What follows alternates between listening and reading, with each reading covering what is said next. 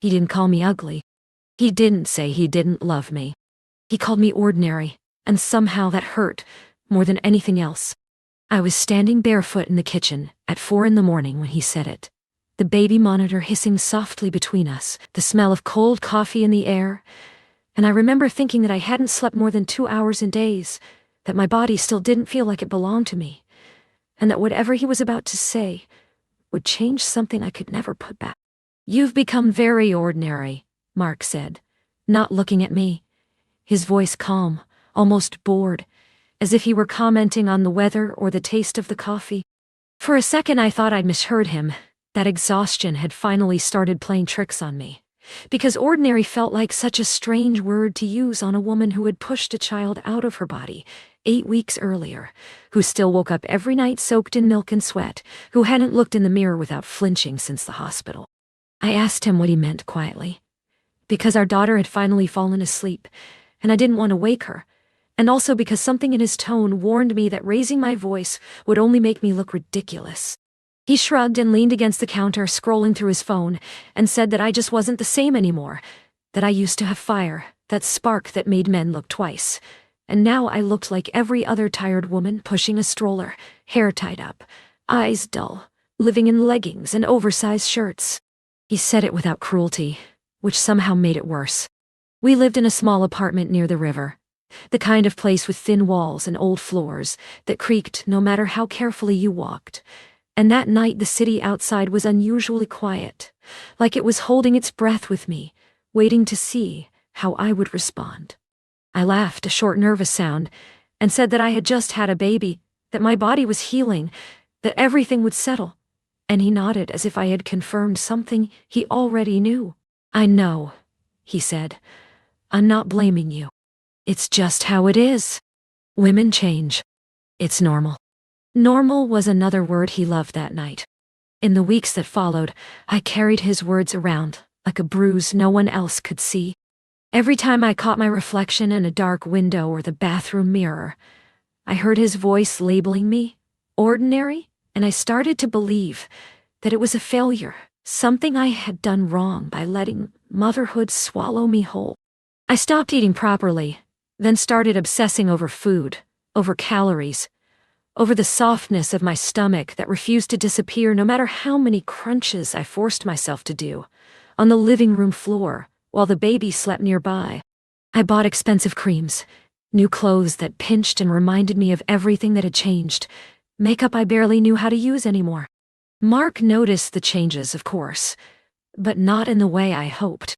He would glance at me with mild interest, sometimes a nod of approval, sometimes silence, and once he said, "See, that's better," when I wore a tight dress that made it hard to breathe. Better for who, I wanted to ask, but I swallowed the question like so many others.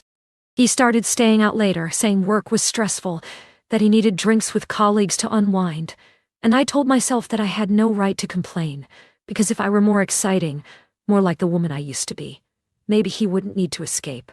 At night, while feeding our daughter in the dim glow of a lamp, I would scroll through social media with one hand, looking at women who had given birth and somehow emerged untouched, glowing, smiling in perfect kitchens with flat stomachs and styled hair. And I hated them for making me feel smaller, weaker, less than. Sometimes Mark would glance at my phone and laugh, saying those women probably had nannies and filters and rich husbands. But then he would add still, "They manage," and the sentence would hang between us like an accusation. I stopped asking him if he found me attractive. I already knew the answer, or at least the version of it he was willing to give. Instead, I tried to become invisible, efficient, the perfect mother, the perfect wife, hoping that usefulness could replace desire. The apartment became my entire world, its corners mapped by routines, diapers, feeding schedules, laundry, the quiet rhythm of survival. Friends stopped visiting, not out of malice, but because I always said I was tired, that the baby wasn't sleeping well, and eventually the invitations slowed and then stopped. One afternoon, while folding tiny clothes on the couch, I realized I couldn't remember the last time someone had asked how I was doing, not as a mother, not as a wife, but as a person. That night, Mark came home smelling like alcohol and someone else's perfume, faint but unmistakable. And when I asked him about it, my voice shaking despite my efforts to sound calm, he rolled his eyes and said I was imagining things, that I was insecure because I'd lost confidence after giving birth. "Don't turn into that woman," he warned, the paranoid one. "It's not attractive." I apologized. The word tasted bitter, but I said it anyway, because keeping the peace felt more important than defending myself. Because somewhere deep inside I still believed that if I tried harder, if I fixed myself, he would come back to me. Weeks passed, then months, measured by milestones I celebrated alone. First smiles, first laughs, while Mark hovered at the edges, present but distant, his attention always divided, his phone a constant extension of his hand. One evening, we were at a small dinner party at a friend's house, the first time we had gone out together since the birth. There were other couples there, laughter, wine, stories from lives that seemed untouched by the chaos I lived in daily, and for a while I managed to forget myself, to exist without fear or shame. Then Mark started talking about work, about a new intern, young and ambitious, and he joked about how she reminded him of women before they settle, before life makes them dull. Everyone laughed, including me, because I didn't know what else to do, but my chest tightened, and I felt exposed, like he had peeled back my skin in front of strangers. On the drive home, I stared out the window, watching streetlights blur into lines, and he hummed along to the radio, perfectly at ease, as if nothing had happened. When we got home, I asked him why he said that, why he felt the need to compare me to other women, and he sighed deeply, as if I were exhausting him with my sensitivity. "I didn't mean you," he said, "but if the shoe fits, maybe think about why it bothers you so much." That night, I cried silently in the bathroom, sitting on the cold floor, afraid that if he heard me, he would label my tears as another flaw, another reason I was no longer desirable. I told myself that this was just a phase, that all couples struggled after a baby, that love required sacrifice, and that my discomfort was the price of stability. The turning point came on an ordinary Tuesday, the kind of day that should have passed without memory. It was raining outside, steady and gray, the kind of rain that seeps into your bones, and I was sitting on the floor of the nursery, rocking our daughter, humming softly, trying to soothe both of us. Mark was on the phone in the next room, his voice low but not careful enough. I wasn't trying to listen, but his words carried, slipping through the thin walls, and then I heard my name. "She's not bad," he said, and something in his tone made my stomach drop. "Just, she's a mom now. You know how it is." I didn't sign up for ordinary.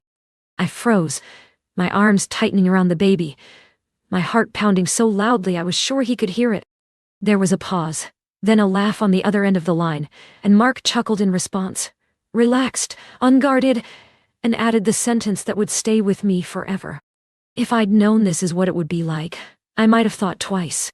In that moment, the room seemed to tilt, the walls closing in, the rain outside growing louder, as if the world itself was reacting to his words.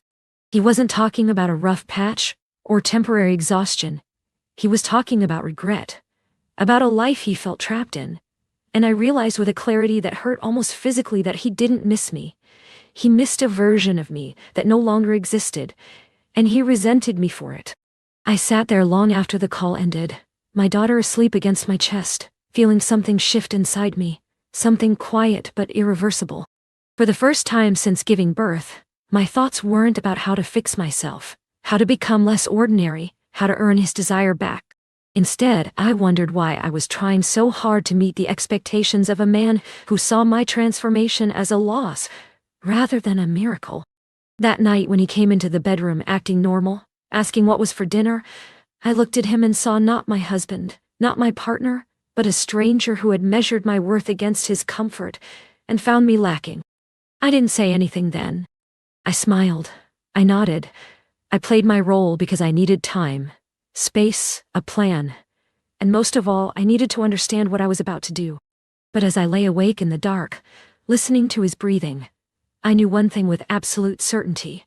Whatever decision I made next, There would be no going back. I started noticing details I had ignored before. The way he spoke to me like a task rather than a person. The way his patience ended the moment my needs appeared. The way he praised my efficiency, but never my presence. Once I saw it, I couldn't unsee it, and the apartment that had felt small before now felt suffocating, filled with the echo of his disappointment. In the days after that phone call, I moved through life quietly, deliberately, as if every step required careful placement. I cooked, cleaned, fed the baby, answered his questions, smiled when necessary, but inside I was observing him with a clarity I hadn't allowed myself before. I watched how easily he dismissed me, how quickly his attention drifted away when the conversation wasn't about him, how his affection had conditions I was no longer willing to meet. He didn't notice the change, or maybe he did, and chose not to ask. Men like Mark preferred comfort to truth, and as long as the house ran smoothly, as long as I didn't demand anything from him, he was satisfied. I began to take long walks with the stroller along the river, the cold air clearing my head, the steady rhythm of footsteps grounding me. Strangers smiled at the baby, asked her age, commented on how fast time flies, and for the first time in months, I felt seen, not as an object of desire or disappointment, but as a human being existing in the world. During those walks, I let myself think thoughts I had been avoiding. About money, about independence, about what kind of life I was modeling for my daughter. I imagined her grown, listening to a man tell her she was ordinary for giving life, for changing, for becoming more than an image, and the thought filled me with a quiet rage I could no longer suppress. I started making small changes that had nothing to do with my appearance. I reopened an old laptop, updated a resume I hadn't touched in years, reached out to a former colleague with a simple message asking how she was doing. Each action felt insignificant on its own, but together they formed something solid beneath my feet. Mark noticed my distance eventually. One evening, while we were eating dinner in silence, he looked up and asked if something was wrong, his tone neutral, almost annoyed, like he was checking a box. I told him I was tired. He nodded, relieved, and said motherhood was exhausting, that I'd get used to it, and just like that, the conversation ended, his concern evaporating the moment it didn't require effort. The irony didn't escape me. A week later, he came home earlier than usual, unusually energetic, talking about a promotion, about how things were finally going his way. He kissed my cheek absently and said, "See, things are getting better," as if his success was proof that everything else should fall into place. That night, as I washed dishes, he leaned against the counter and said something casually, something he probably hadn't planned, something that slipped out because he assumed I would take it the way I always did. "You know," he said, "if you ever want to leave, you should do it while the baby's still small. It's easier to start over when they won't remember." I turned off the water slowly and looked at him, my hands still wet, my heart strangely calm. He smiled, as if he had offered me advice, as if he were being generous. "I'm just being honest," he added. "I don't want either of us to be miserable." In that moment, I understood something with absolute clarity. He wasn't afraid of losing me. He was afraid of being inconvenienced. My presence was optional to him, my pain theoretical, my devotion taken for granted. I nodded and said nothing, because there was nothing left to say. The following days unfolded quietly. I met with my colleague for coffee while Mark was at work, listened as she talked about her job, her challenges, her life. And when she asked about mine, I told the truth for the first time. Not the polished version, not the apologetic one, but the raw, uncomfortable reality of a woman shrinking herself to fit into someone else's expectations. She didn't interrupt. She didn't judge. She just listened, and when I finished, she said, "You know you don't have to live like this." I had heard that sentence before in movies, in books, online, but hearing it spoken directly to me, without drama or pity, made it real. That evening, I went home and packed a small bag, just essentials, clothes for me and the baby, documents I had quietly gathered over weeks. My hands didn't shake. My thoughts were clear. This wasn't an impulsive escape. It was the result of countless moments of erasure, of being told who I was allowed to be. When Mark came home, I was sitting on the couch, the baby asleep beside me.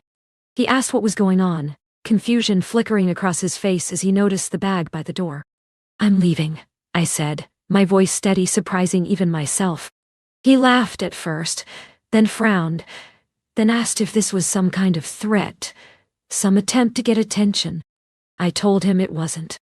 I reminded him of his words, about ordinary, about regret, about not signing up for this life, and he waved his hand dismissively, saying I was overreacting, that people say things, that I needed to be less emotional.